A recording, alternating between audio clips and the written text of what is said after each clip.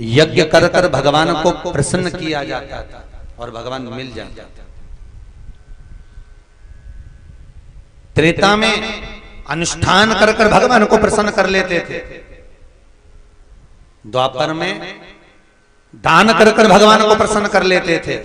पर कल युग केवल नाम धारा और सुमर सुमर नर उतरहि पारा। कल युग केवल दोनों हाथों से उतरहि पारा।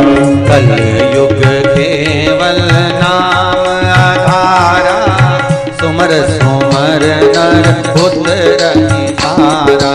कल युग केवल नाम आधारा सुमर सुमर नर उतरहि पारा। सुमर सुमर नर उतरहि पारा। सुमर सुमर नर उतरहि पारा। सुमर सुमर नर उतरहि पारा। सुमर सुमर नर उतरहि पारा। ओ मंगल भवनया मंगल हारी द्रवहु सुदशरथ अजर बिहारी। मंगल भवन अमंगल हारी द्रवहु सुदशरथ अजर बिहारी। श्री राम जय राम जय जय रामा। श्री राम जय राम जय जय राम। बोलो श्री राम जय राम जय जय रामा। श्री राम जय राम जय जय राम। कलयुग में केवल एक नाम आधार की शिला को रखकर कलिकाल में भगवत भजन को कर कर जीव पार उतर सकता है। केवल एक नाम। और तुलसीदास जी ने ये नहीं लिखा कि कलयुग केवल राम धारा। राम नहीं लिखा। तुलसीदास जी को ये मालूम था, इसलिए उन्होंने चौपाई में लिखा कलयुग केवल नाम धारा। राम नहीं लिखा। तुलसीदास जी को मालूम था मृत्यु लोक में जन्म लिया, पृथ्वी पर पैदा हुआ है तो ना जाने कौन कौन सा भजन करेगा, इसका कोई ठिकाना नहीं है। किसी का भी कर पर कट तो सही, इसलिए नाम लिखा। नाम फिर भी दुनिया के लोग इतने विचित्र हैं। 33 कोटि देवता पृथ्वी पर हैं। कितने? हिंदू धर्म के लिए 33 कोटि देवता, हिंदू धर्म के लिए 33 करोड़ देवी देवता हैं। और इतने देवी देवता होने के बाद में भी लोग अपने देवी देवता को छोड़कर दूसरे देवी देवता को मनाने के लिए जाते हैं। तो भगवान को भी आश्चर्य होता है कि मुझे छोड़कर दूसरे को मनाने जा रहा है। कितनी पुराने, कितने शास्त्र, सबकी रचना, कितने पुराने। कई लोग हमसे कहते हैं महाराज जी आप राम कथा करते हो, आप भागवत कथा करते हो, आप शिव कथा करते हो। राम कथा में राम की महत्वता, शिव कथा में शंकर की महत्वता, कृष्ण कथा में कृष्ण की महत्वता, देवी भागवत में देवी की महत्वता, स्कंद पुराण में स्कंद की महत्वता, अग्नि पुराण में अग्नि की महत्वता, वायव्य में वायव्य की, सबकी अलग अलग महत्वता वर्णन करी गई। इतने सारे देवता में हम किसका भजन करें? तो रामचरितमानस कहती है महाराज भोजन करने जाओ, बफेट में जाओ, शादी में जाओ, ऐसे स्टॉल लगे रहते हैं। कहीं गुलाब जामुन, कहीं दही बड़ा, कहीं छम्मक लड्डू, कहीं पर पानी बतासा। तुम्हारी मर्जी पड़े, सबको चखो, सबको चखो।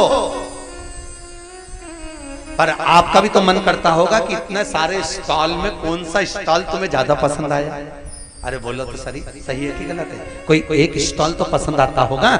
फिर जो स्टॉल ज्यादा पसंद आता है वो आइटम ज्यादा निपटा जाते हैं, वो आइटम ज्यादा खाते। दही बड़ा पसंद आया तो दही बड़ा ज्यादा, अगर रोटी या छम्मक लड्डू जो तुम्हें पसंद आ रहा है उसको ज्यादा खाया आपने, उसको ज्यादा पाया आपने, जो ज्यादा पसंद आया उसको ज्यादा पाया गया। उसी तरह शास्त्र कहता है 33 कोटि देवताओं में, 33 करोड़ देवी देवताओं में, हिंदू धर्म में जो इतने देवता हैं सबको भजन करो, सबका स्मरण करो। पर याद रखो मन में एक जिसको ज्यादा अपने से रुचि हो और आप जिसको ज्यादा भज सकें, जिसका स्मरण आप कर सकें, उसको भजन करिए, उसका भजन करो। और एक बार उस चित्त वृत्ति में अगर परमात्मा समाहित हो गया तो संत नामदेव जी महाराज का चरित्र याद करना। नामदेव जी को कुत्ते में भी भगवान का दर्शन होता है तो वो परमात्मा का दर्शन हो जाए। वो परमात्मा में सहजता से नहीं। और ज्ञान तुलसीदास जी महाराज ने रामचरितमानस की रचना 80 वर्ष की आयु में करी है। कितने साल के थे? जम के तो बोलो।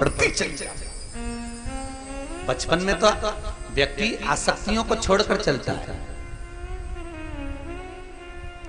पर जैसे जैसे अवस्था बढ़ती है, बचपन गया, जवानी आई, जवानी में और थोड़ी आसक्ति बढ़ी, जवानी से अधेड़ी में आया, अधेड़ी में और आसक्ति बढ़ी, और जैसे जैसे बुढ़ापा आता है ना, व्यक्ति की वैसे वैसे आसक्ति और बढ़ जाती है। परिवार का मोह।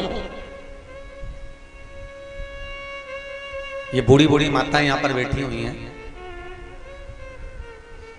अगर बुजुर्ग माताओं से पूछा जाए एक बार कि तुम सबसे ज्यादा सुखी कब थी, तो बूढ़ी माताएं एक ही बात कहती हैं, महाराज बच्चे छोटे थे, कुछ भी खिला दो, कैसे भी पटक दो, कुछ भी पिना दो, सबसे ज्यादा सुखी थी। तो अब तो तुम्हारी बहुएं आ गई।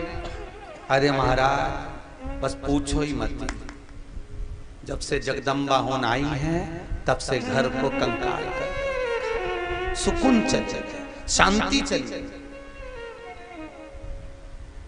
सुख गया हमारा।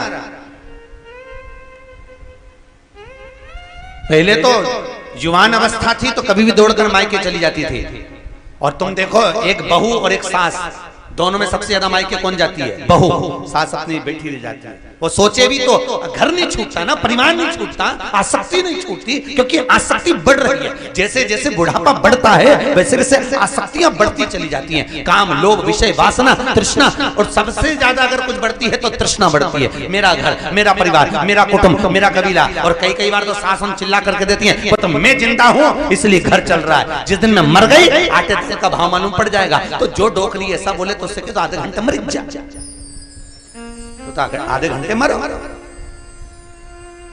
कई माताएं कह रही थी, कई पुरुष लोग कह रहे थे, कई लोग कह रहे थे, वो तो मैं हूं इसलिए घर चल रहा है, वो तो मैं हूं इसलिए ऐसा चल रहा है, वो तो मैं हूं इसलिए कर रहा हूं। तो आधे घंटे मर के देख ले, तू है तो चलेगा कि नहीं चलेगा, और नहीं है तो चलेगा कि नहीं चलेगा। अरे बोलो तो सही है कि गलत है? वो तो तुम हो तो भी चल रहा है, और नहीं होगे तो भी चलेगा। बस अंतर इतना है, कभी घी घना तो कभी मुट्ठी चना, इससे ज्यादा कुछ नहीं होने वाला। फालतू की बात छोड़ दो। एक सेठ जी हमेशा कहते थे, मैं मर जाऊंगा तो मेरे पीछे मेरी पत्नी मर जाएगी, मुझे इतना चाहती है। मैं मर गया तो मेरे पीछे पूरा परिवार मर जाएगा, मेरा बेटा मर जाएगा, मेरी बहू मर जाएगी, मेरा पोता मर जाएगा, इतना मुझे चाहते हैं। एक संत निकल कर जा रहे थे, हरि शरणम करते, भगवत भजन करते करते संत गए। संत ने कहा, क्या बात है सेठ जी? सेठ जी बोले, मेरा परिवार मुझे बहुत प्रिय, मेरा बेटा, मेरी पत्नी, मेरा परिवार मुझे अति प्रिय है। तो इतने में संत तो संत होते हैं, और संत बड़े बड़े विचित्र। उन्होंने कहा, सेठ जी आप कह रहे हो कि अगर आप मर जाओगे तो पूरा परिवार मर जाएगा, तो एक बार मुझे देखना है ये सब। सेठ जी एक काम करो ना, आधे घंटे मर जाओ। सेठ जी बोले, कैसी बात करते हो गुरुजी, कोई आधे घंटे के लिए मरता है क्या? सेठ जी बोले, ऐसा आधे घंटे के लिए कोई मरता है? इतने में संत बोले, एक काम करो सेठ जी, तुम तो बस मर जाओ, ऐसे पानी पीते पीते लुढ़क जाओ, मैं डॉक्टर से कहलवा दूंगा तुम मर गए। बस मुझे तुम्हारी पत्नी और बच्चों को देखना है कि तुम्हें तुम्हारे पीछे मरते कि नहीं मरते, बस इतना देखना, तुम तो मर। सेठ जी बोले, कैसी पागलों जैसी बात कर रहे हो गुरुजी? और मैं अगर पानी पीते पीते लुढ़क गया और मर गया, मान लो मैंने नाटक भी किया, और मेरी पत्नी और बच्चों को कुछ हो गया, तो संत बोले, ये मेरी गारंटी, तुम तो लुढ़को, तुम तो लुढ़को। अगर गुरुजी मेरे बच्चे और पत्नी को कुछ हो गया, तो गुरुजी बोले, मेरी गारंटी, तो लुढ़क, जल्दी लुढ़क, ले पानी पी, जल्दी लुढ़क। और कुछ हो गया, अरे मैं बैठा हूं ना, तू तो लुढ़क। और सेठ जी ने पानी पिया और चक्कर खा के नीचे गिर गए। संत ने फोन लगाकर डॉक्टर साहब को बुलाया, डॉक्टर साहब आए, 2000 रुपए पकड़ाए, डॉक्टर साहब से कहा के दे, मर गया तो बोल। और डॉक्टर साहब ने कह दिया, सेठ जी तुम मर गए। ने पत्नी धाड़ धाड़ के रोई रे, ऐसी ऐसी डिजाइन में रोई, पूछ मत। सेठानी बोली गुरुजी सेठ जी चले गए, मुझे बताकर भी नहीं गए, बताओ गुरुजी सेठ जी चले गए। गुरुजी बोले मत रो सेठानी, मेरे पास एक ऐसी बूटी रखी है, तू खाएगी, तू मर जाएगी, सेठ जी जिंदा हो जाएंगे। इतने में सेठानी रोती रोती बोली उनकी तो उम्र हो गई थी।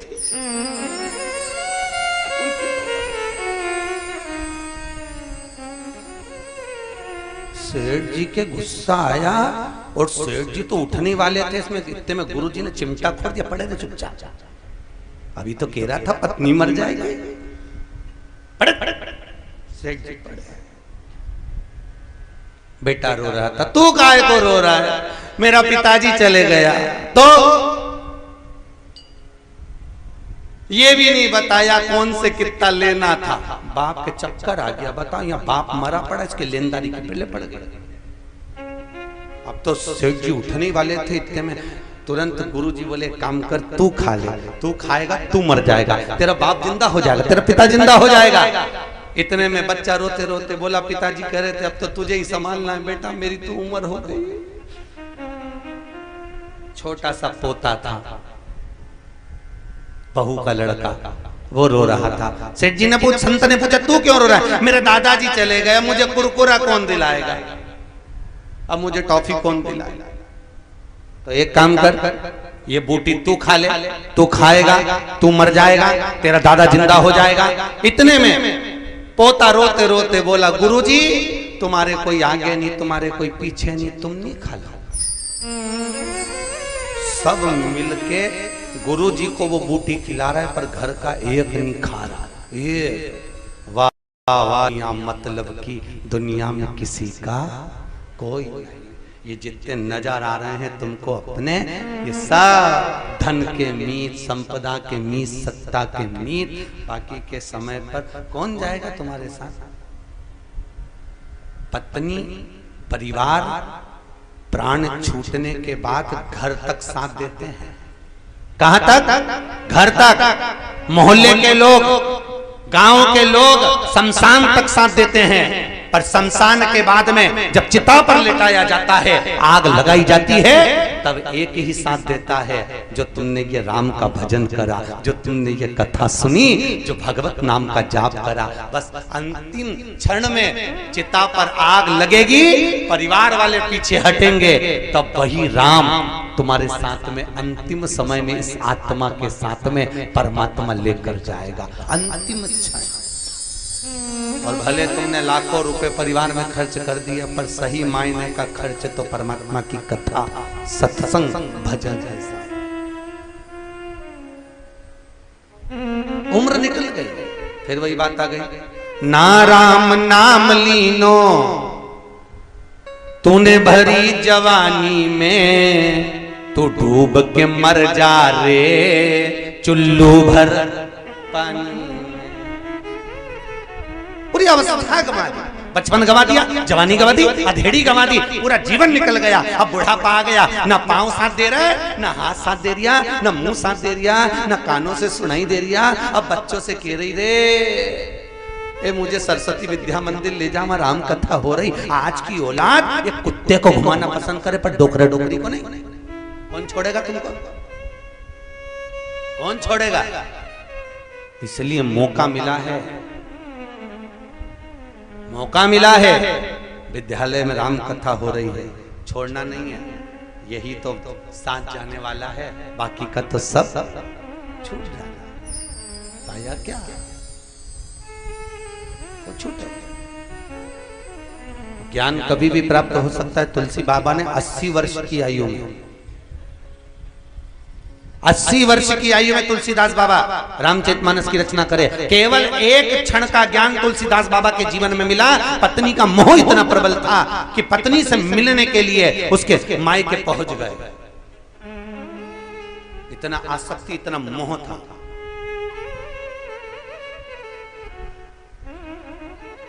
देखा तक नहीं, मुर्दे पर पकड़कर, मुर्दा तैर रहा था पानी में, उसी को पकड़कर चले गए। सांप लटक रहा था, उसी को रस्सी समझकर चढ़ गए। इतनी आसक्ति, इतना मोह था। और याद रखना, जब मोह अंत में सबसे बुरा होता है, और मान लो कभी कभी सत्कर्मी आनंद सुख से परमात्मा शक्ति तुम्हारी मुझ में है, इतनी आस छोड़ दिया, परिवार नाते रिश्ते कुटुंब कभी छोड़ा,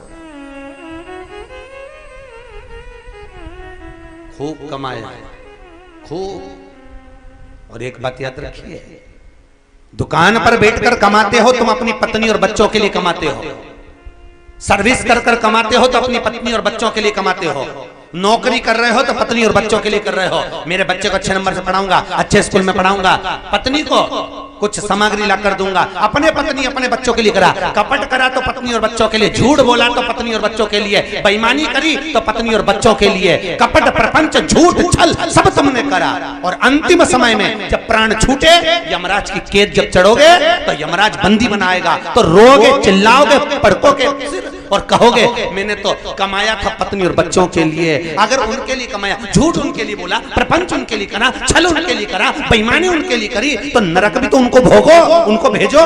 तो इतने में धर्मराज भी कहेगा झूठ तूने बोला, कपट तूने करा, बेईमानी तूने करी, प्रपंच तूने करा, तो नरक भी तू भोगेगा, ना पत्नी भोगेगी ना बच्चे। इसलिए धर्म पत्नियों से निवेदन है, सावधान, तुम तो अलमस्त रहो, तुम्हें टेंशन की जरूरत नहीं है। तुम काहे को टेंशन लेते? जो झूठ बोले वो जाने, जो छल करे वो जाने, जो कपट करे वो जाने, जो बेईमानी करे जो जाने, वो प्रपंच करे। कभी धर्म पत्नी ने अपने पति से एक बार भी नहीं कहा कि तुम झूठ बोलकर कमाना।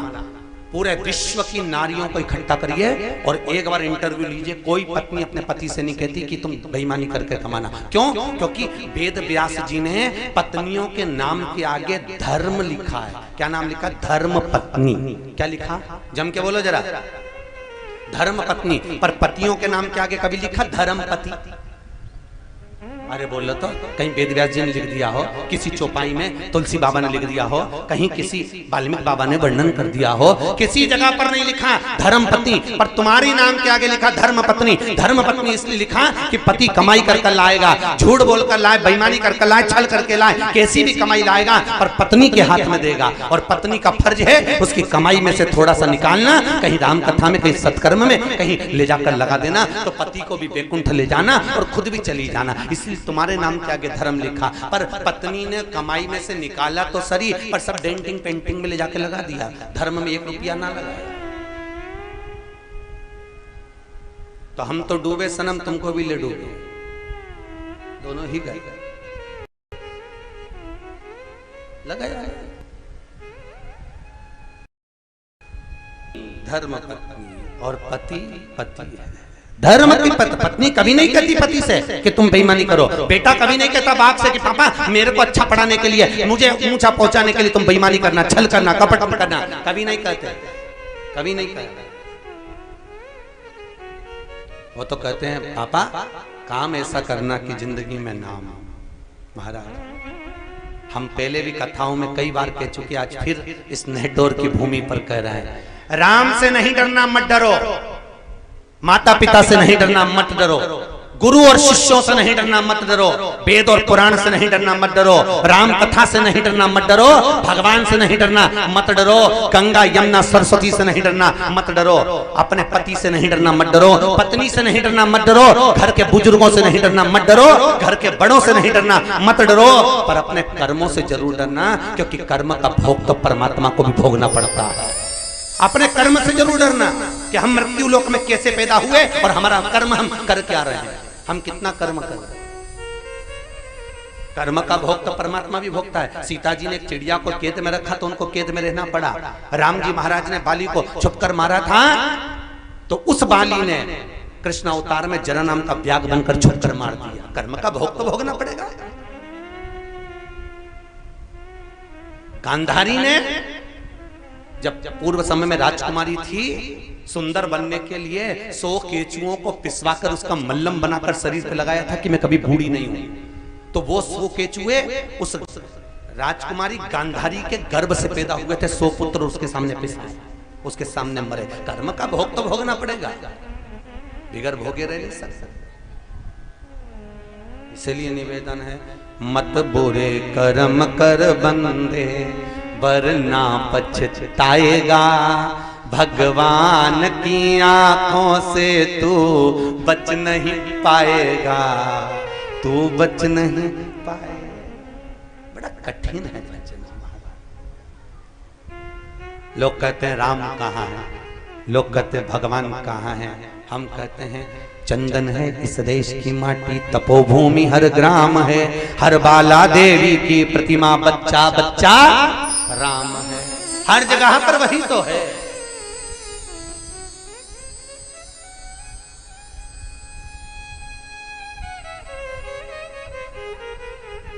हर जगह वो कहां नहीं, सर्वस्व हर जगह पर विराजमान। उसको ढूंढने का प्रयास करिए, परमात्मा को पाने का प्रयास करिए। तुलसी बाबा को एक क्षण का ज्ञान मिला अपनी धर्म पत्नी से, और एक क्षण का ज्ञान पाकर तुलसीदास जी केवल तुलसी से तुलसीदास बन गए, भगवत नाम में डूब गए। 80 वर्ष की आयु में राम कथा की रचना कर रहे हैं। 80 वर्ष। कहीं पूर्वजों का पुण्य होता है, कहीं पूर्वजों की कृपा होती है, तब जाकर अपने जीवन में, अपने गांव में, परिवार में एक बार राम कथा हो पाती है।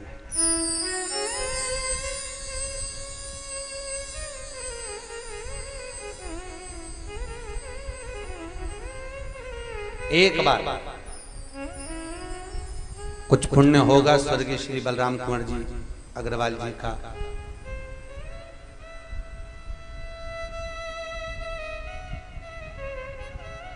जो उनके परिवार द्वारा इस राम कथा का आयोजन,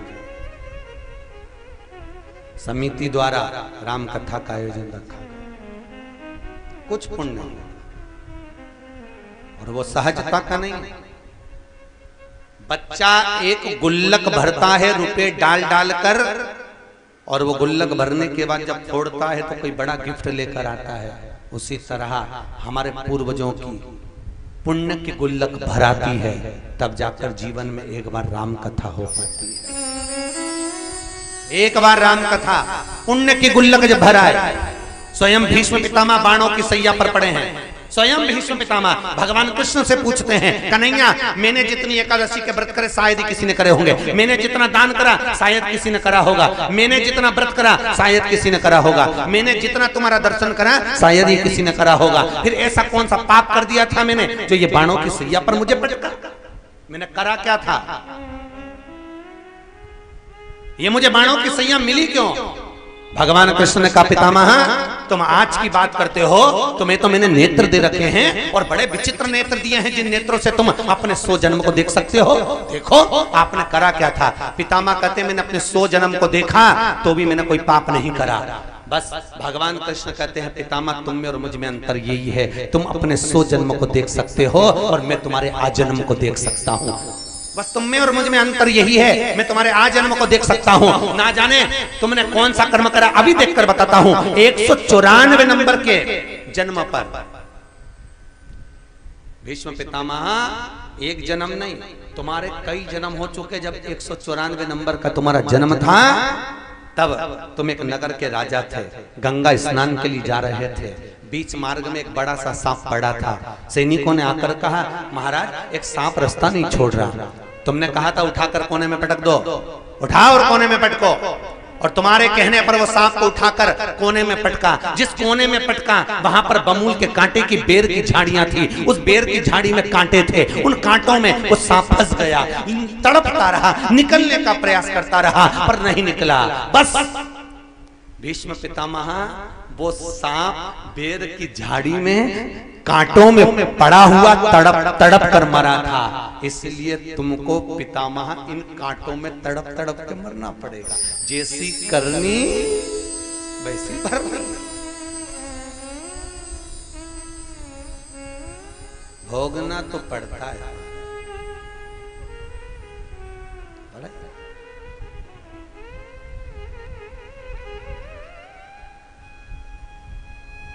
कई जगह कहते हैं सूर्पनखा को कभी दोषी नहीं कहेंगे। सूर्पनखा जैसी तो दुनिया में कोई नारी नहीं होगी, उसके बराबर कोई विद्वान नहीं होगी। जो राम जी के सामने जाकर कहती है तुम सम पुरुष न मो सम न। सही है कि गलत है? बोलो तो। नेटवर्क के लोग बोलते नहीं है क्या? बोलते हैं तो फिर बोलो, अच्छे से बोलो, ऐसे मत बैठो कथा में जैसे किसी ने मार ठोक के बिठाया है। किसी के दबाव में तो नहीं बैठे हो ना। अरे बोलो तो सही, किसी के दबाव में तो नहीं बैठे हो ना। ऐसे मत बैठना कि किसी ने मार ठोक के बिठाया। तुम्हारी मर्जी पड़े, जितनी देर मन लगे कथा में बैठना, नहीं तो उठ के चले जाना। तुम तो बिल्कुल अलमस्त, चिंता मत करो। ऐसे मत बैठना कि कोई ने मार ठोक के बिठाया तुमको। बोल मस्ती में बैठो कथा में। किसी के यहाँ जाओ तो स्माइल देते रहो। भगवान की कथा में भगवान के सामने जाओ तो प्रसन्न रहो। भगवान को भी लगे कि इतनी प्रसन्न है, दुनिया में इतना दुख है, इसके बाद भी प्रसन्न है। जा, भगवान भी क्या ऐसी प्रसन्न बनी रहे। मालूम पड़े किसी के यहाँ, तुम्हारी मौसी के यहाँ गए और मुंह उतार के बैठे रहे। मौसी पूछ रहे क्या हो गया, बोले नहीं तो मौसी को भी दुख होगा। काय को आई, इससे तो घर ही अच्छी थी तेरे, काय को। तो भगवान की कथा में प्रसन्न। दुनिया के लोग कहते हैं धन पास में रखो, थोड़ा संभाल के रखो। पैसा साथ में रखो, थोड़ा संभाल के रखो, बुरे वक्त में काम आएगा। राम कथा कहती है भगवान का इतना भजन कर लो कि बुरा वक्त ही काय को आएगा। राम का इतना भजन तो करो। जितना धन साथ नहीं देता, धन तुमने जोड़ा पूत सपूत तो की धन संचय, और पूत कपूत तो की धन संचय। बेटा सपूत होगा तो खुद जोड़ लेगा, और बेटा कपूत होगा कितना भी जोड़ कर चले जाओ सब सत्यानाश मिला देगा। तो पूत सपूत तो की धन संचय। क्या करोगे?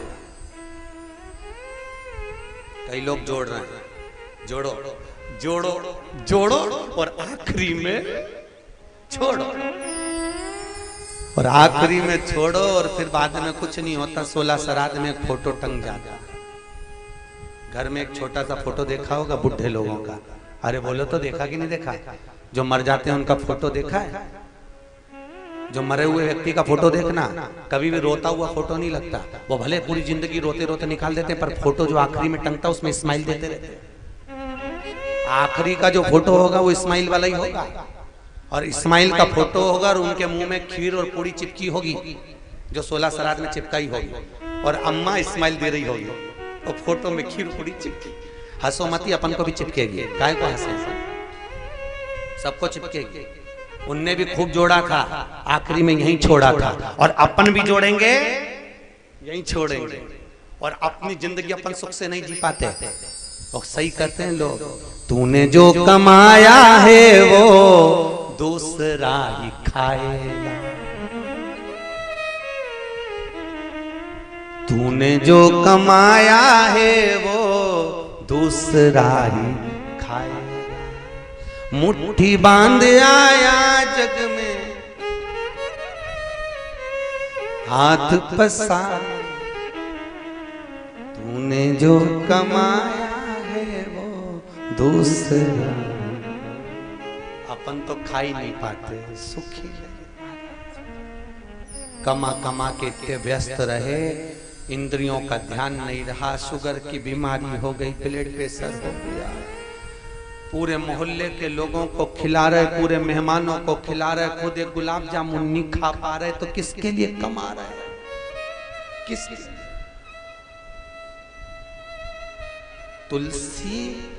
तुलसीदास हो गया। तुलसीदास, तुलसी से तुलसीदास बनने में केवल एक क्षण का ज्ञान, मात्र एक क्षण का ज्ञान उनको प्राप्त हो गया। एक क्षण का ज्ञान, और कभी भी मिल सकता, किसी से भी मिल सकता, कहीं पर भी प्राप्त हो सकता। और तुलसीदास जी ने फिर वो विचार कर लिया कि अब ये जो ज्ञान प्राप्त हुआ ये सहज नहीं। अब आशा लग गई राम से मिलन की, अब आशा लग गई भगवान से मिलन की।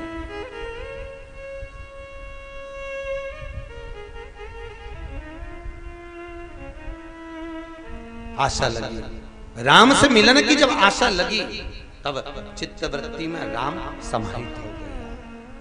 और अब धर्म पत्नी ने जो ज्ञान दिया था उस ज्ञान को लेकर चल दिए मुख में भगवान का भजन करते करते। श्री राम जय जय राम, श्री राम जय राम जय जय राम। श्री राम जय राम जय जय राम। श्री राम जय राम जय जय राम। श्री राम जय राम जय जय राम। श्री राम जय राम जय जय राम। जय हो।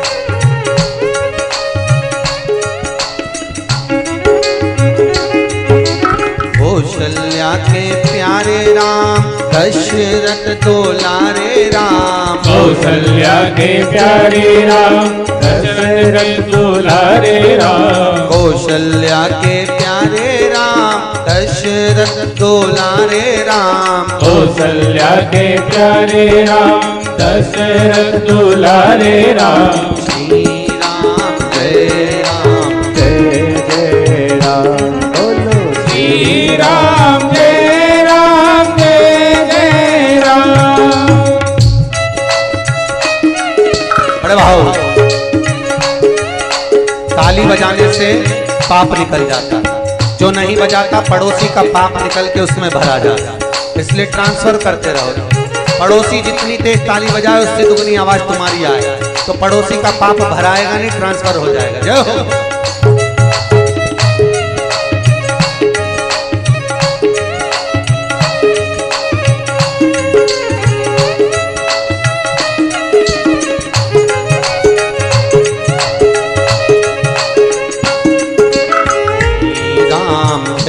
राम जय जय राम।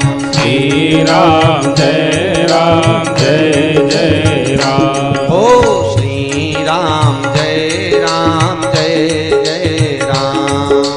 श्री राम जय जय राम। बोल रामचंद्र भगवान की जय। भगवान राम की कथा कह रहे हैं। तुलसी बाबा 80 वर्ष की आयु में रामचरितमानस को लिखना प्रारंभ कर रहे हैं। 7 कांडों में प्रथम के 7 श्लोक तुलसी बाबा वर्णन कर रहे हैं।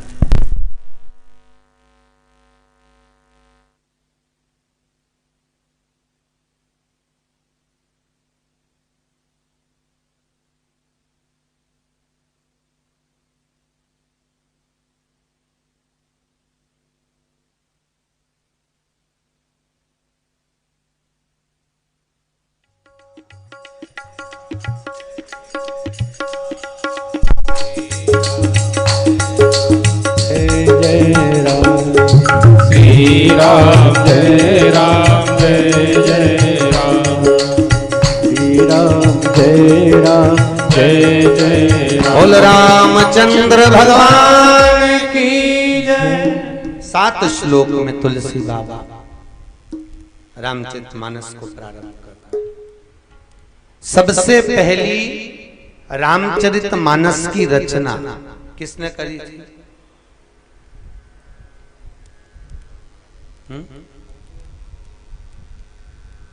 बोलो बोलो है, जम के बोलो, आवाज नहीं है। शंकर भगवान, बिल्कुल सही है, जोरदार ताली बजाओ, बिल्कुल सही बोला है माता जी।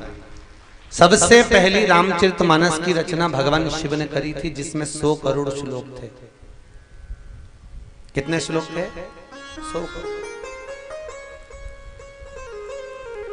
100 करोड़ श्लोक की रामचरितमानस। एक बार मनुष्य, देवता और राक्षस तीनों शंकर जी के पास पहुंचे और बाबा भोलेनाथ जी से जाकर निवेदन करा, भोलेनाथ जी आपने इतनी बड़ी रामचरितमानस की रचना करी जिसमें 100 करोड़ श्लोक हैं, थोड़ा थोड़ा हमको दे दीजिए। भगवान शंकर ने कहा लेने वाले 3 हैं और मेरे दरवाजे से कोई खाली जाए अच्छा नहीं लगता। शंकर जैसा कोई दयालु नहीं, शंकर जैसा कोई दानी नहीं, शिव जैसा कोई कृपालु नहीं है हमारा। तुरंत सबसे सरल देव कौन सा? अरे बोलो तो देव अधिदेव महादेव, सबसे सरल देवता। 1 लोटा पानी चढ़ाओ, 3 बार ताली बजाओ, बम बम बोलो राजी। इतना सरल देव है महादेव, इतना।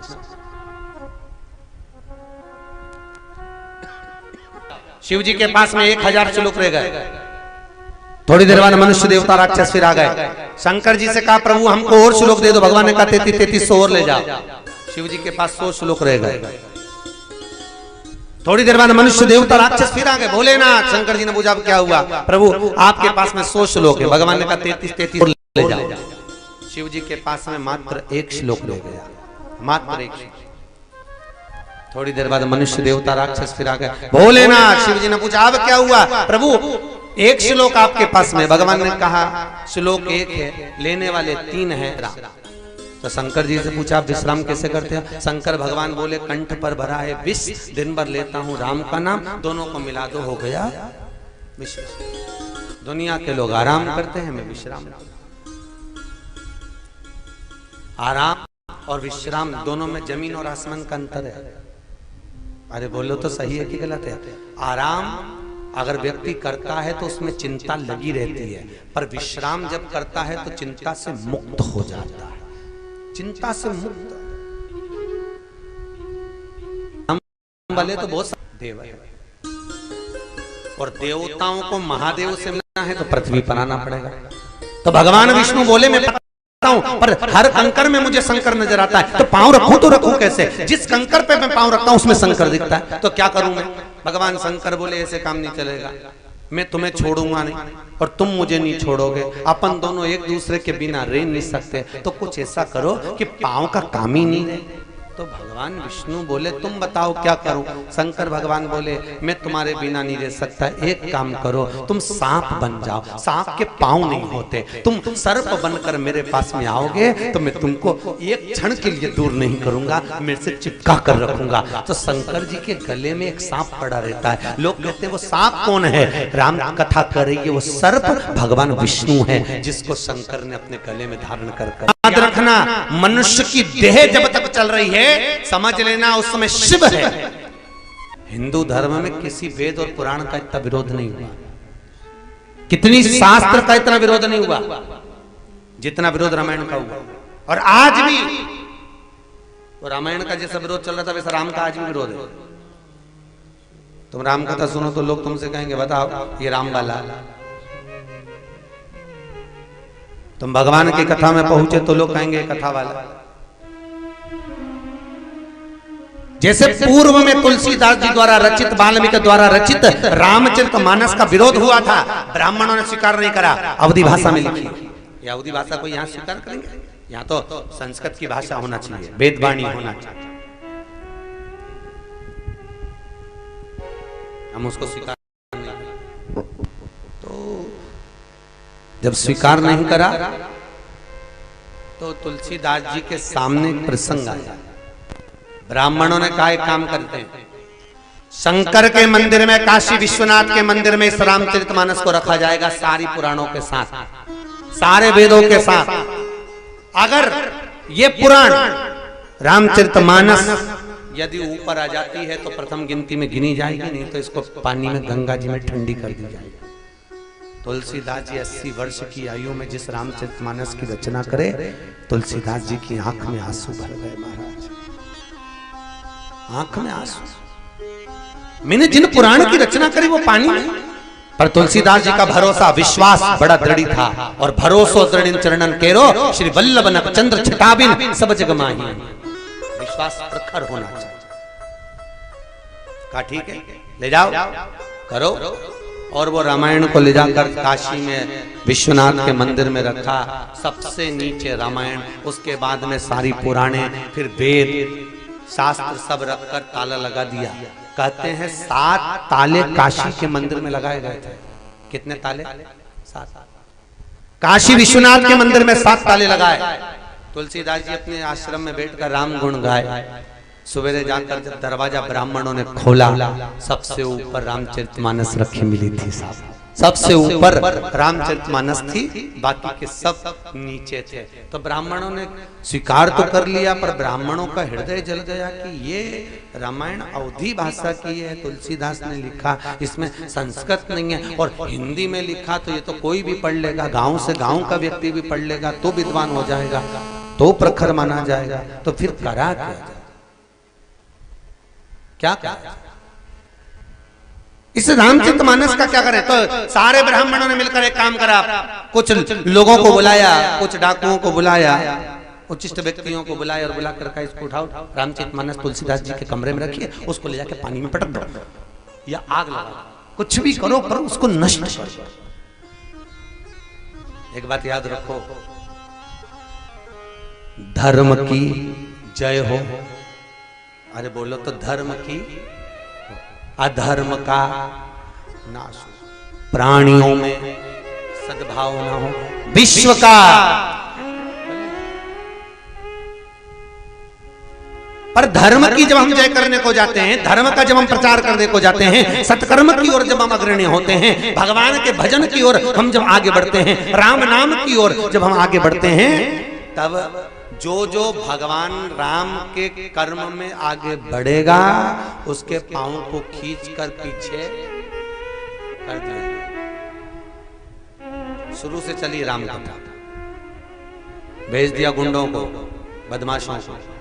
वो जैसी पहुंचे रामचरितमानस को चुराने के लिए, उसको जलाने के लिए, नष्ट करने के लिए, तो क्या देखते हैं कि तुलसीदास जी के झोपड़े के ऊपर, कुटिया के ऊपर एक बंदर बैठा।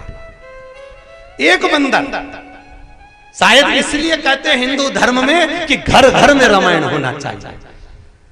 भले पढ़ो मत पढ़ो पर घर में रामायण हो।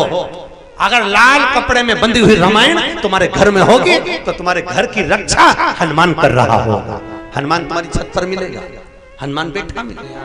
हमने हनुमान जी को बुलाया, आपने हनुमान जी को बुलाया, पर हनुमान जी से पूछा गया तुम्हें बुलाते हैं तब जाते हो क्या? हनुमान जी कहते हैं नहीं, जहां राम कथा चालू होती है, जहां राम पुराण रखी रहती है, जहां राम कथा रखी रहती है, जहां रामचरितमानस रखी है, हनुमान जी कहते हैं वहां से मैं एक क्षण के लिए नहीं जाता, एक क्षण के लिए दूर नहीं हटता। एक तुलसी का क्यारा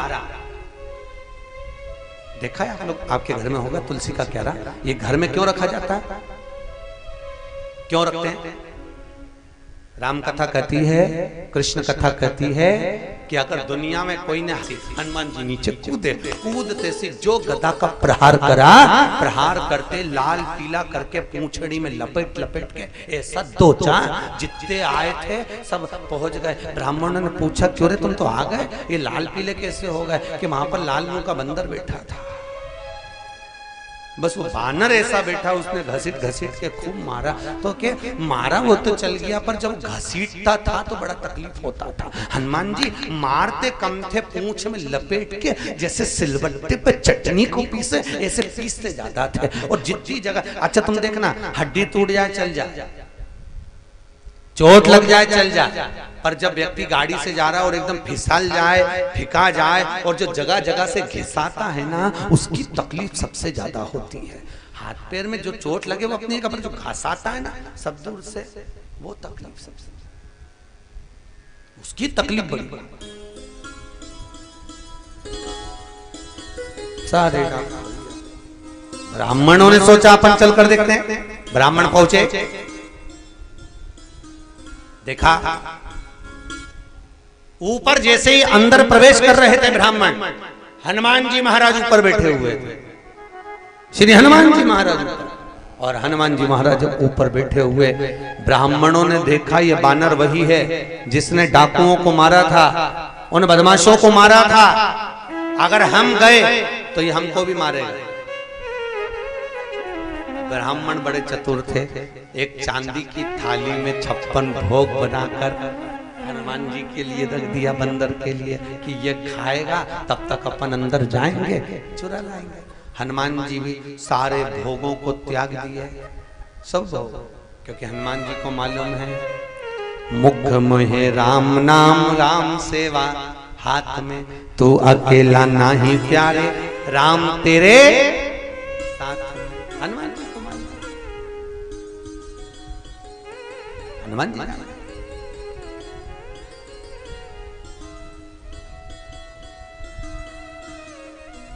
कोई सहज नहीं, हनुमान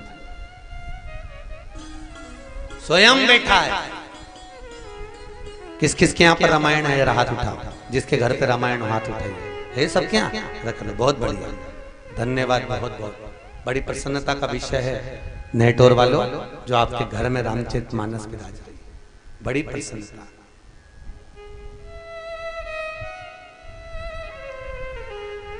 पहले बेटी की विदाई में, कन्यादान में सामान कुछ देते थे ना देते थे, पर रामचरितमानस जरूर देते थे। यहां भी देते होंगे, मालूम होगा आपको। बेटी के कन्यादान में रामायण दी जाती थी पहले, कर कर भगवत भजन में डूबी रहना, भगवत भजन में तू डूबी रहना। रामचरितमानस देते समय, विदा करते समय बेटी को ज्ञानवर्धक बातों से बेटी को विदा किया जाता था, खूब उपदेश दिए जाते थे बेटी को। आज के जमाने में बेटी के विदाई में धन दौलत दी जाती है, फ्रिज कूलर वाशिंग मशीन सब कुछ दिया जाता है, पर बेटी को संस्कार नहीं दिए जाते। पहले बेटी को संस्कार देकर विदा करा जाता था, दहेज नहीं। आज के जमाने में दहेज दिया जाता है पर संस्कार नहीं। बहुत अंतर है हमारा, बहुत अंतर। कई लोग कहते हैं समाजों में लड़कियों की कमी हो गई, लड़के ज्यादा हो गए, पर ऐसा नहीं है। भगवान के यहाँ की लेवल बराबर चलती है, बराबर। कमी भगवान ने लड़कियों की नहीं करी है, कमी विचारों की कर दी। काय की कमी है? जम के बोलो, विचारों की। आज के जमाने में माता पिता लड़कियों को इतना पढ़ा रहे हैं, इतना पढ़ा रहे हैं कि समाज की लड़कियां पढ़ते पढ़ते पढ़ते पढ़ते पढ़ते पढ़ते बाहर निकल जाती हैं, उनकी सोच बदल जाती है और वो समाज के लड़कियों से शादी नहीं कर पाती हैं, दूसरे समाज में जाकर शादी कर लेती हैं। तो हमको लगता है लड़कियों की कमी हो रही है। लड़कियों की कमी नहीं है, लड़कियां उतनी हैं जितनी लड़के हैं। लेवल मेरे राम जी के यहाँ पर कोई लेवल की कमी नहीं, सब बराबर है। सोच का अंतर आ गया। बच्चे माता पिता के काम को संभालने लगे, बच्चे बाप के काम को संभालने लगे, पिता के काम को संभालते संभालते बच्चे अपने काम में लग जाते हैं। लड़कियां पढ़ पढ़ के अव्वल निकलती हुई उनकी सोच प्रबल हो जाती है, फिर वो अपने समाज के लड़कों के साथ में विवाह करना पसंद नहीं करती। केवल सोच का अंतर है, लेवल का नहीं। लेवल वही है, सोच बदल। और मेरा निवेदन है इस रामचरितमानस के माध्यम से जनक जैसे ज्ञान हर माता पिता अपनी बेटी को दे। जनक जी ने अपनी बेटी के कन्यादान में कुछ नहीं दिया था। जनक जी ने अपनी बेटी के कन्यादान में अगर दिया था तो केवल संस्कार दिया था। दो बाप किसी के ऐसे नहीं हो सकते, एक सीता जी के ससुर और एक सीता जी के पिता।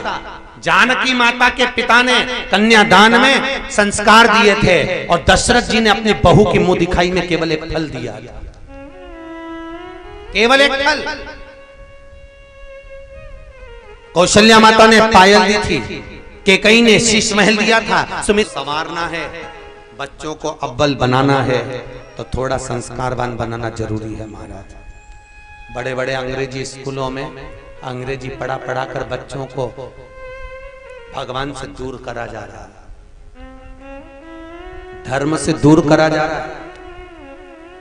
कई कई स्कूल ऐसे हैं जहां पर हमारे धर्म के अनुकूल नहीं चलाया जा रहा है। पर धन्य है भारत की भूमि पर कुछ सरस्वती शिशु विद्या मंदिर जैसे ऐसे कई स्कूल हैं जो कि आज भी राम और कृष्ण के माध्यम से विद्या का अर्जन करा रहे हैं। आज कुछ स्कूल ऐसे विराज हैं जिससे हिंदू धर्म को आगे बढ़ाया जा सकता है, धर्म और शास्त्रों को।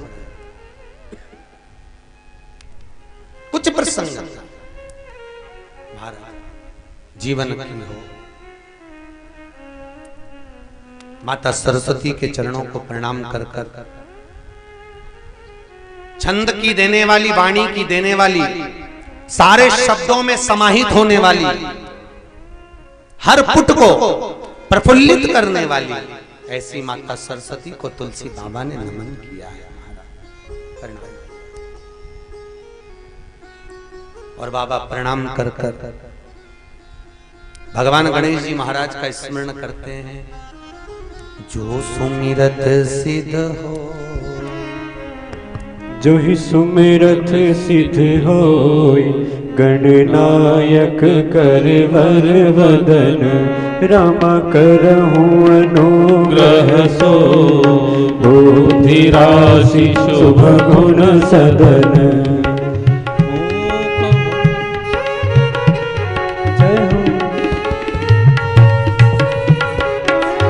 बड़े भाव से ताली से बजाते हुए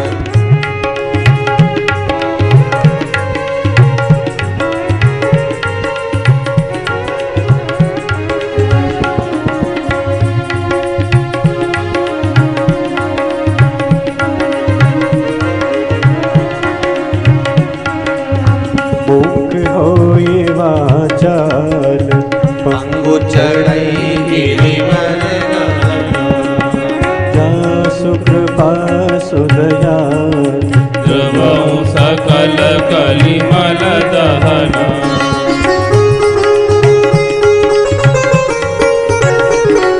भगवान तुलसी बाबा ने भगवान गणेश जी की वंदना करते हुए, गणेश बाबा को प्रणाम करते हुए, महाराज जो मेरे मन का संकल्प है, जो मेरे मन के विचार हैं, जो मेरे मन का आनंद है, वो मैं अपने कलम पर, अपने दवार पर, इस पुस्तक पर लिखता जय हो।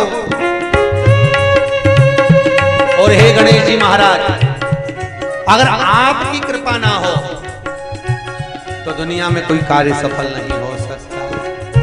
आप कृपा करें।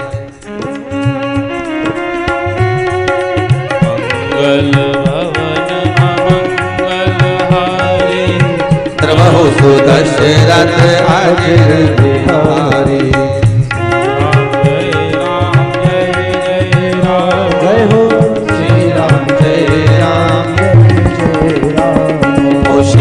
राम जय राम जय जय राम, श्री राम जय राम जय जय राम, श्री राम जय राम जय जय राम, श्री राम जय राम जय जय राम। नील सरोरुह श्याम, तरुण अरुण वारिज नयन, करहु सो मम उरधा, सदा क्षीर सागर शयन। कुंडली सब देव, कुमार मन करुणायन, जाहि दीन परने, करहु कृपा मर्दन मयन।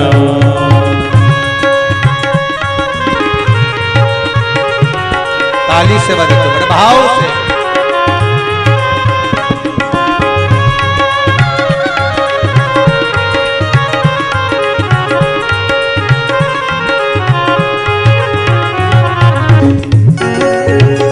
तो सुखदेव जी महाराज ने कहा एक काम करो, गणेश जी को बिठा दो। तो गणेश जी को बुलाया गया, गणेश जी को बुलाया। मना नहीं, गणेश जी महाराज से कहो लिखो, पर मेरे श्लोक में कोई गलती होगी उसको छांटना पड़ेगा, फिर लिखना पड़ेगा। तो वेद व्यास जी महाराज हर श्लोक में ऐसी गलती करते थे कि गणेश जी को छांटने में 1 महीना लग जाता था, तब जाकर गणेश जी महाराज इसको लिखते थे महाराज। तो यहाँ पर तुलसी बाबा कह रहे हैं, गणेश जी महाराज आपके बिना दुनिया में कोई कार्य सफल नहीं है, इसलिए आप कृपा करें। आप कृपा करोगे तब जाकर कोई कार्य सफल होगा महाराज। आप करुणा ना करें तो कोई कार्य नहीं हो सकता। कैसे? बहुत। गणेश जी की पूजन किसके साथ होती है? दिवाली पे करते हो आप लोग? किसके साथ करते हो? हैं? लक्ष्मी के साथ। अच्छा, गणेश जी पुत्र किसके हैं? बेटे किसके कहलाते हैं? पार्वती के। पर पूजन किसके साथ होती है? अरे बोलो जम के। लक्ष्मी के साथ क्यों होती है? कभी कभी आपके बच्चे भी तो आपसे प्रश्न करते होंगे, मम्मी ये गणेश जी तो पार्वती के पुत्र हैं, शंकर जी के पुत्र हैं, फिर इनकी पूजन ये लक्ष्मी जी के साथ सरस्वती के साथ क्यों होती है? कारण क्या है? उसका क्या कारण है? तो माँ समझाती है, बेटा सुन, एक बार माता लक्ष्मी को बड़ा अहंकार था। होता है किसी किसी व्यक्ति को बड़ा अभिमान रहता है, बहुत अहंकार, मैं बड़ा। लक्ष्मी जी को बड़ा अहंकार। एक दिन लक्ष्मी जी ने कहा, नारायण मेरे कारण ही ये दुनिया का संचार है, अगर मैं नहीं तो कुछ भी नहीं। भगवान विष्णु कहते हैं लक्ष्मी किस बात का अभिमान करती है? लक्ष्मी जी कहती है, महाराज मेरी पूर्णता में मनुष्य पूर्ण है, नहीं तो मनुष्य अपूर्ण है। इतने में तो भगवान विष्णु ने कह दिया, अरे ओ लक्ष्मी तू तो खुद पूर्ण नहीं है, तू तो खुद पूर्ण नहीं है, तू तो खुद अपूर्ण है, और तू कहती है कि मैं पूर्णता में, तू काहे की पूर्ण? लक्ष्मी जी की आंख में आंसू भर गए, माता लक्ष्मी के नयन में जल भर गए, और मां नयनों में जल भरकर आज भगवान विष्णु से कहती है, तुमने मुझे अपूर्ण कहा। आपको मालूम है अपूर्ण किसको कहते हैं? भगवान विष्णु कहते हैं मुझे सब मालूम है। लक्ष्मी जी रोते रोते सरस्वती के पास चली गई, और माता सरस्वती के पास में जाकर जब रो रही थी, सरस्वती जी ने पूछा क्यों रो रही है, क्या हो गया? सहेली को फोन लगाया होगा, ये बेस्ट फ्रेंड है लक्ष्मी, पार्वती और सरस्वती तीनों, बहुत अच्छी सहेली। सरस्वती तू क्यों रो रही है? सरस्वती ने पूछा। लक्ष्मी जी कहती है मेरे पति ने मुझे आज को अपूर्ण कर दिया। अरे तो रोने की क्या बात है, चल पार्वती क्या चलते। पार्वती क्या गए? माता पार्वती ने पूछा, आज पार्वती पूछ रही है, लक्ष्मी तेरा मुंह क्यों उतरा हुआ है, क्या बात है, तू आज रो रही है, क्या बात हो गई? सरस्वती ने कहा, इसके पति ने आज अपूर्ण कर दिया नारायण ने। अरे तो इतनी सी बात के लिए रो रही है? पार्वती ने कहा, तू इतनी सी बात के लिए रो रही है कि तू अपूर्ण है, ले मैं आज तेरे को पूर्ण कर देती हूं। नारी अपूर्ण जब तक रहती है जब तक कि उसकी गोदी में संतान नहीं होती। गोदी में बच्चा नहीं है तो वह अपूर्ण कही जाती है, अपूर्ण। और लक्ष्मी जी की औलाद नहीं थी, संतान नहीं थी, क्योंकि दधीची ऋषि की धर्मपत्नी सुवार्च ने श्राप दिया था, ए नारायण तुम्हारे यहाँ औलाद नहीं होगी, संतान नहीं होगी। सारे देवी देवताओं के घर में बच्चे हुए और भगवान विष्णु के यहाँ संतान नहीं हुई। माता पार्वती ने अपने पुत्र गणेश जी को गोदी में से उठाया, लक्ष्मी की गोद में बिठा दिया, ले आज से मेरा पुत्र तेरा, और आज से तू पूर्ण लक्ष्मी, पूर्ण लक्ष्मी। इसलिए आज भी हिंदू धर्म का नियम है, दीपावली के दिन नारायण के साथ में लक्ष्मी का पूजन नहीं होता। नारायण के साथ में अगर लक्ष्मी की पूजन होती है तो वो अपूर्ण मानी जाती है, और दिवाली के दिन गणेश जी के साथ अगर लक्ष्मी की पूजन होती है तो वो पूर्ण लक्ष्मी मानी जाती है, पूर्ण लक्ष्मी। इसलिए दीपावली के दिन नारायण लक्ष्मी की पूजन नहीं, दीपावली के दिन गणेश जी के साथ में लक्ष्मी की पूजन है, और साथ में सरस्वती की पूजन। क्यों सरस्वती की पूजन इसलिए कराई? क्योंकि माता सरस्वती लक्ष्मी जी को लेकर गई थी माता पार्वती के पास, इसलिए वहां पर लक्ष्मी पूर्ण हो गई, लक्ष्मी की पूर्णता। इसलिए हिंदू धर्म में हमारे शास्त्रों के अनुसार लक्ष्मी जी का पूजन जब जब होता है तब गणेश जी को साथ में बिठाया जाता है, जिससे हमारे घर में अपूर्ण लक्ष्मी नहीं रहे, हमारे घर में अधूरी लक्ष्मी नहीं रहे, हमारे घर में पूर्ण लक्ष्मी रहे, पूर्ण लक्ष्मी। इधर नौटर में करते हैं गणेश जी के साथ लक्ष्मी की पूजन, अरे बोलो तो करते हैं कि नारायण के साथ करते हैं? लक्ष्मी और गणेश का संबंध है, बेटे और मां का संबंध, माता और पुत्र का संबंध के कारण, पूर्णता के कारण लक्ष्मी का पूजन गणेश जी के साथ। महाराज आज तुलसी बाबा कर रहे हैं, आपके आने से, आपके पधारने से मेरे कार्य की सफलता है। इसलिए कहा